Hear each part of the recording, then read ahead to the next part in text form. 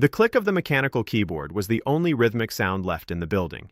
It was 11:42 p.m. on a Tuesday, and I was staring at a cell inside an Excel spreadsheet that refused to balance. My name is Arthur. I am a senior risk analyst at a private asset management firm in Midtown Manhattan. My entire professional existence boils down to a single objective: identifying the hidden rot before it collapses the house. I look at massive, towering corporate structures, strip away their marketing gloss, and find the structural lies. I sit in an ergonomic chair for 12 hours a day, staring at numbers, calculating the exact probability of disaster. I am a non-management, non-client-facing employee. I am the guy they keep in the back room to make sure the billionaires don't accidentally bankrupt themselves. That night, however, I wasn't looking at a corporate portfolio. I was looking at my own family's trust. I stretched my fingers, the joints popping in the quiet office. To clear my head, I reached into my desk drawer and pulled out my sharpening stone and a small block of basswood. Whittling was the only analog hobby I had left.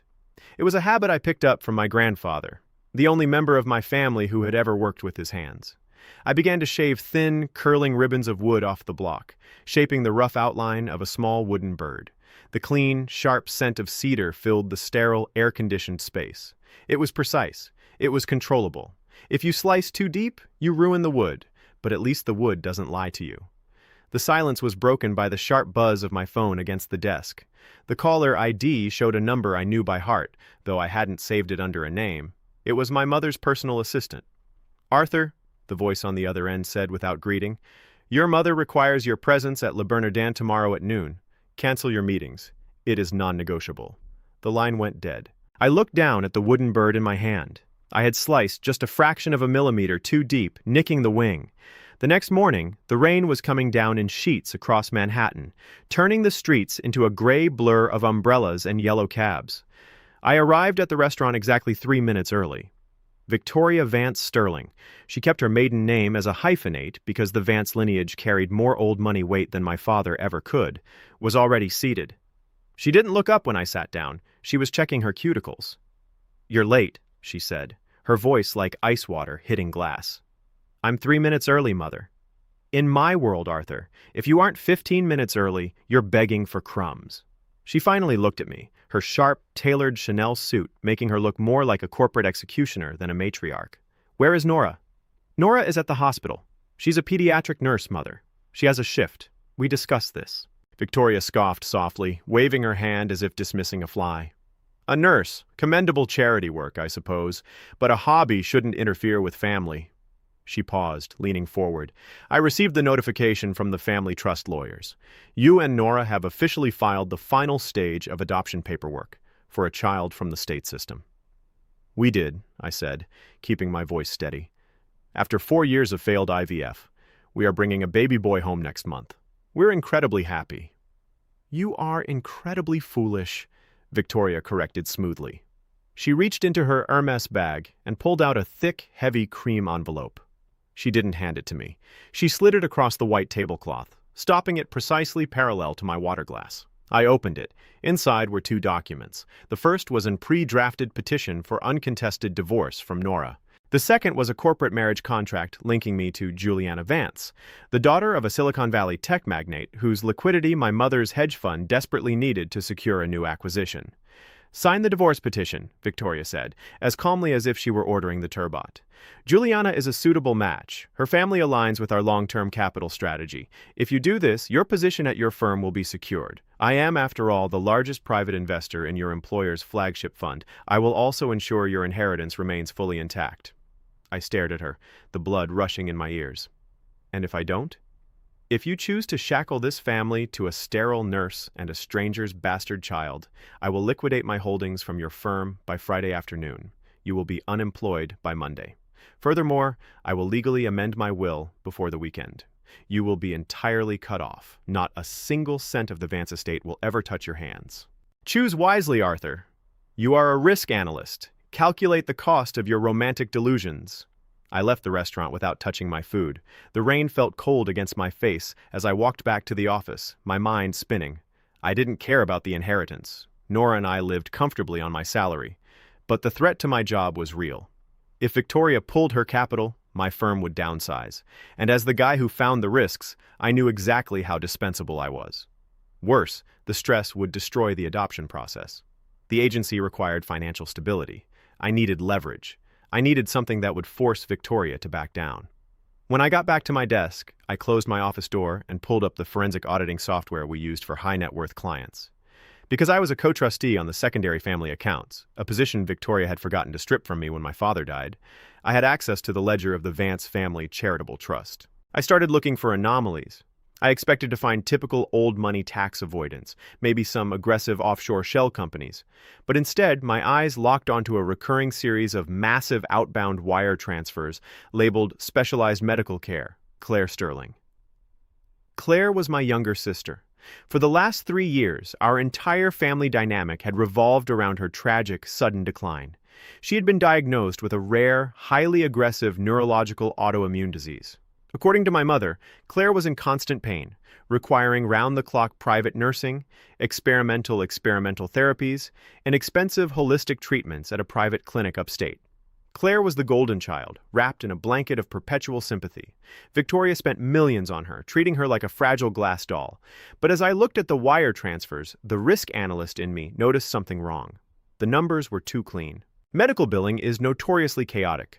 Discrepancies in insurance codes, varying copays, irregular dates. These transfers were exactly $45,000, sent on the first of every month, directly to an LLC called Aegis Wellness Management. I dug deeper. I tracked the registration of Aegis Wellness Management through the Delaware Corporate Registry. The registered agent wasn't a hospital or a medical group. It was a boutique real estate firm in Manhattan, and the authorized signer on the bank account? Claire Sterling. My stomach dropped. The money wasn't going to doctors. It was going directly into a private liquidity account controlled entirely by my sister. I spent the next 4 hours pulling Claire's social media footprints, cross-referencing dates. On the weekends, my mother claimed Claire was undergoing agonizing chemotherapy-adjacent trials in a private facility. An anonymous Instagram account linked to a burner phone number showed photos of Claire's silhouette at luxury eco-resorts in Tulum and Aspen, always taken from behind or obscured by wide-brimmed hats. She wasn't dying. She wasn't even sick. Claire had weaponized my mother's obsession with control and status. By faking a tragic, uncurable illness, Claire got everything she ever wanted: millions of dollars in tax-free medical support, absolute freedom from ever having to work, and the eternal crown of the tragic, perfect daughter. I packed my laptop, grabbed my car keys, and drove out to Claire's luxury apartment in Williamsburg, a place my mother assumed was a specialized outpatient recovery flat. When Claire opened the door, she was holding a glass of expensive red wine, wearing silk loungewear. She looked radiant, healthy, and completely caught off guard. "Arthur?" she stammered, stepping back. "What are you doing here? I'm having a very bad symptom flare-up today. I really can't have visitors." "Save it, Claire," I said, walking past her into the apartment. The space was littered with shopping bags from Fifth Avenue boutiques. "I've been looking at the Aegis Wellness ledgers for the last 4 hours. The color drained from her face faster than any disease could ever manage. She closed the door slowly, her demeanor instantly shifting from fragile victim to cold calculator. "You shouldn't have been looking at those accounts, Arthur. You're faking it, all of it. 3 years of family drama, mother crying at the dinner table, millions of dollars diverted from the trust. You're completely fine." Claire walked over to her kitchen island, set her wine glass down, and crossed her arms. She didn't cry. She didn't deny it. Mother wanted a dependent daughter she could pity and control, and I wanted a life where I never had to slave away in a cubicle like you do. I gave her what she wanted. It's a symbiotic relationship, Arthur. She gets to be the saintly mother sacrificing everything for her sick child, and I get to live in a $4 million condo. "She's blackmailing me, Claire," I said, leaning over the counter. "She's trying to force me to divorce Nora. You are going to go to Mother. You're going to tell her that you need me to manage your trust directly, and you're going to convince her to drop this insane marriage ultimatum. If you don't, I'm taking these bank statements to Mother, the board of the family trust, and the IRS." Claire looked at me for a long, silent moment. Then a slow, venomous smile spread across her face. "You think you're the only one who knows how to analyze a risk, big brother? Go ahead. Tell her. Tell the woman whose entire social identity is built on being the tragic, resilient mother of a dying girl that her life is a lie. See who she destroys first, the daughter who feeds her ego, or the son who broke her mirror." I underestimated my sister. I thought the threat of exposure would force her to cooperate. Instead, it sent her into survival mode. Claire knew that if I spoke to Victoria, her gravy train would end. So, she decided to destroy my credibility before I could ever utter a word. She didn't go to my mother first. She went to someone far easier to manipulate. Brenda, my mother-in-law. Brenda was a deeply insecure, status-obsessed woman who lived in a manicured suburb in New Jersey. She had always been intimidated by my family's wealth and deeply resentful that Nora had married a Vance Sterling man, but wasn't reaping the benefits of a Park Avenue lifestyle. Brenda wanted invitations to high society galas. She wanted to brag to her country club friends. 2 days after my confrontation with Claire, my phone began to blow up with text messages from colleagues at my firm, neighbors in our apartment building, and extended family members. A rumor was spreading like wildfire, originating from Brenda's Facebook account, and echoed through frantic, tearful phone calls she was making to anyone who would listen. The story Brenda was telling was horrific. Arthur has gone completely off the deep end. His sister Claire is on her deathbed, and Arthur is trying to extort his grieving mother for inheritance money. When his mother refused, Arthur and Nora cooked up a fraudulent, rushed adoption scheme through a shady agency to trap the Vance estate into a legal settlement. Brenda had even posted a lengthy coded message online about protecting our daughters from men who use children as financial leverage. By Thursday morning, the rumor had reached the compliance department at my firm. My managing partner called me into his office. "Arthur," he said, looking at me with a mixture of pity and corporate coldness. "We've received several anonymous emails regarding some personal legal disputes involving you, your family's trust, and allegations of extortion and adoption fraud. You know how sensitive our clients are to reputational risk. We aren't letting you go, but we are placing you on paid administrative leave, effective immediately until your family situation settles down." I walked out of the building with my laptop in a cardboard box. Claire and Brenda had completely flipped the narrative. If I brought the financial evidence of Claire's fake illness to light now, it wouldn't look like a forensic discovery. It would look exactly like the desperate, retaliatory strike of a bitter son trying to smear his sick sister after being suspended from his job. When I got home, Nora was sitting at the kitchen table, her eyes red and swollen. Her phone was sitting between us, buzzing continuously with nasty messages from her own relatives, demanding to know why she was trapping a wealthy family with a state system baby. "Arthur?" Nora whispered, her voice trembling. "My mother called me. She told me that if we go through with this adoption, your family is going to ruin us. She said everyone thinks we're criminals. What is happening? Why is your sister doing this?" I sat down next to her, taking her hands. I explained everything. The ultimatum from my mother, the fake illness, the shell company in Delaware. Nora listened, her expression shifting from heartbreak to sheer disbelief. "It's all a game to them," Nora said, a tear spilling over her cheek. "Our life, our future child. It's just leverage to them." Before I could answer, the doorbell rang. It was a courier. He handed me a legal-size courier envelope. Inside were the final, certified adoption placement documents from our agency. They had done their final home study check. The baby boy, whom we had already named Liam, was scheduled to be legally placed in our custody on Monday morning. All that was left was for both of us to sign the final authorization papers and return them to the agency coordinator by Friday afternoon. Nora looked at the papers, a glimmer of hope in her eyes. "We sign them," she said firmly. "We sign them. We take our son, and we leave this city. We leave your mother, my mother, all of them. We don't need their money." I looked at the documents. Then I looked at my phone, which was still buzzing with a text from my mother's lawyer, reminding me that the liquidation of her funds from my firm would begin at 4 p.m. the next day if the divorce papers weren't signed. I looked at the adoption papers. The risk analyst in my brain, the part of me that calculated trajectories of destruction, suddenly saw the map with terrifying clarity. If I signed these papers right now, while the smear campaign was active, my mother would use her immense legal resources to file injunctions against the adoption agency, citing the public allegations of fraud and my sudden unemployment. They would tie Nora and me up in family court for years. They would take Liam away from us before he ever spent a night in his crib. I couldn't just run away. I had to eliminate the threat completely. Slowly, deliberately, I gathered the adoption documents, squared the edges against the table, and pushed the papers back across the table to Nora. "I'm not signing them," I said, my voice deadpan. Nora stared at me, her face turning pale. She reeled back as if I had struck her. "What? I can't sign them, Nora. Not right now. "Arthur, you're breaking," she whispered, her voice cracking with a profound, crushing betrayal. "Your mother won. You're going to take her deal. You're going to divorce me to keep your precious career and your inheritance." "Nora, listen to me." "No!" she shouted, standing up from the table, tears streaming down her face. "I thought you were different from them. I thought you actually loved me, that you wanted to be a father. But you're just like Victoria.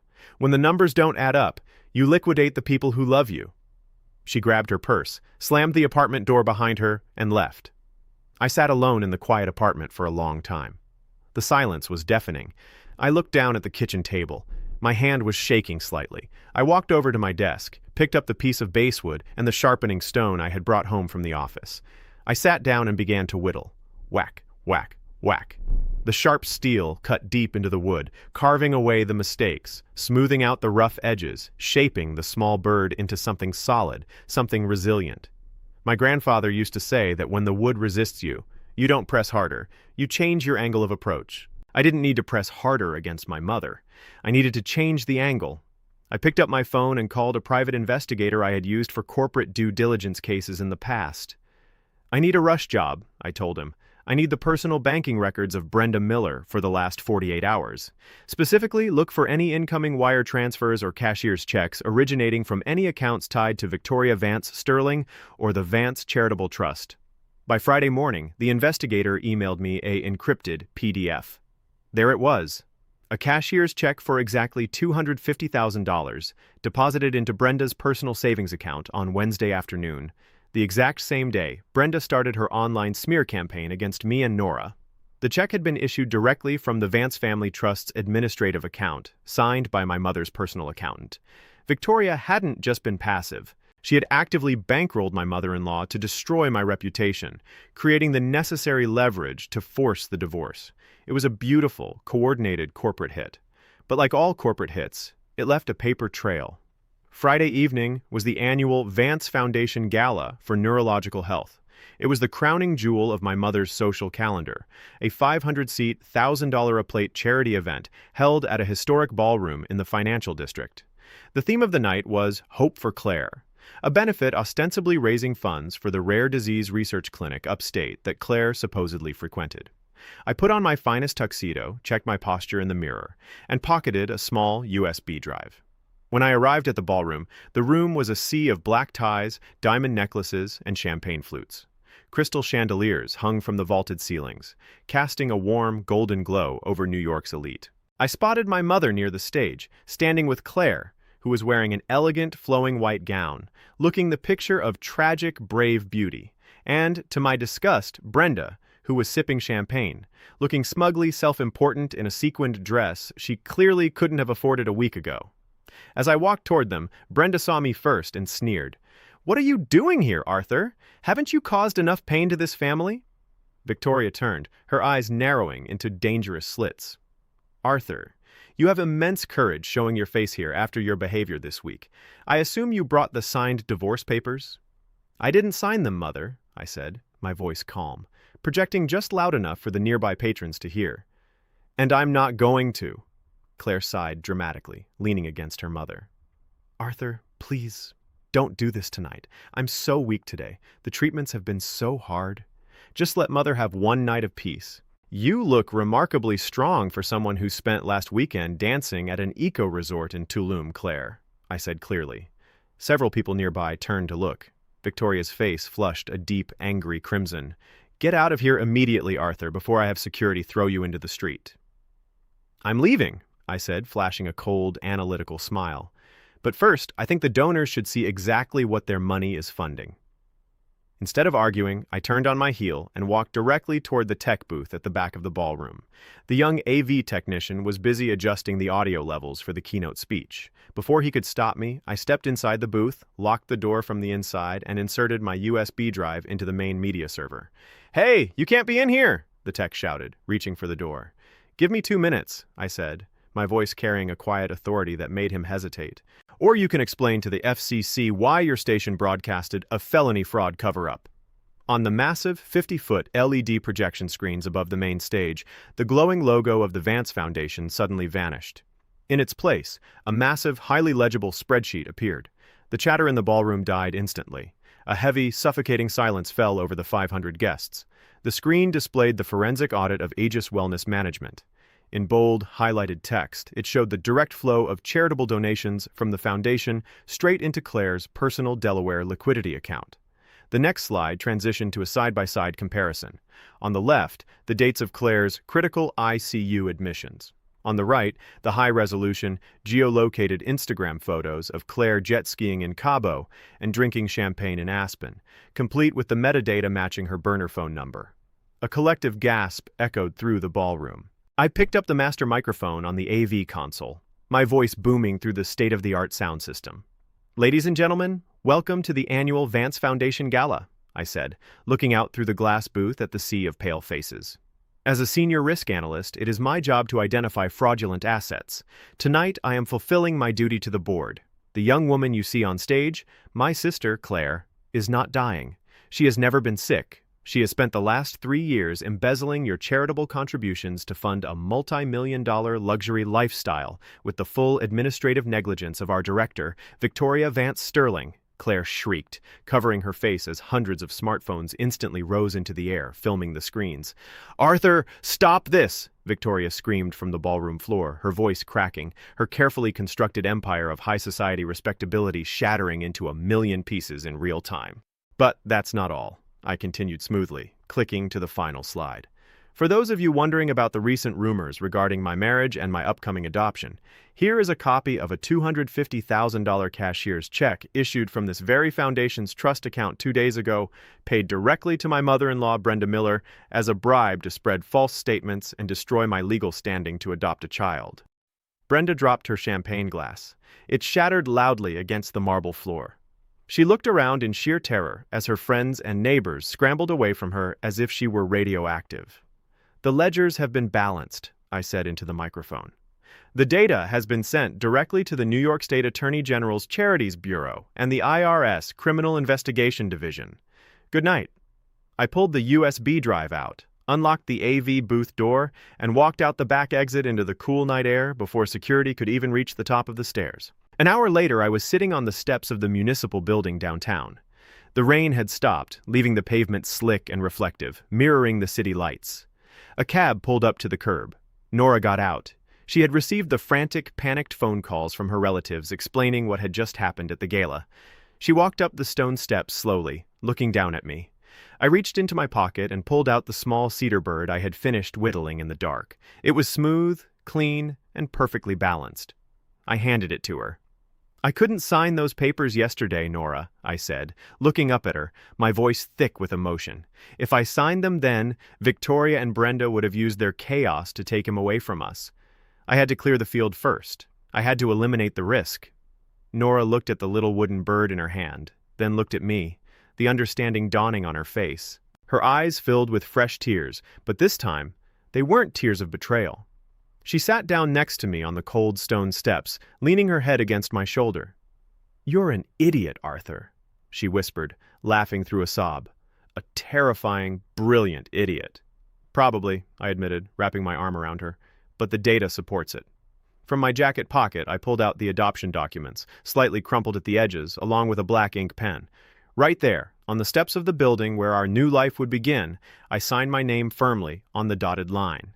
Nora took the pen from my hand and signed hers right beneath it. The Vance empire was over.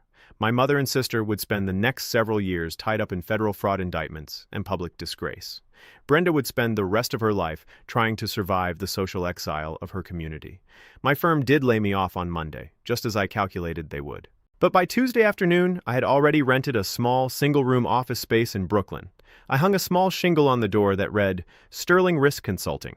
Within 48 hours, 3 of my old firm's largest clients, who appreciated a man who actually knew how to expose a lie, discreetly moved their private portfolios to my independent management. On Monday morning, Nora and I walked into the agency office together. When the social worker handed us Liam, he didn't care about trust funds, inheritances, or high society names. He just reached out his tiny, fragile hand and gripped my thumb with a force that defied his size. I looked down at my son, knowing that his future was entirely clear, his ledger completely clean, and his family finally real.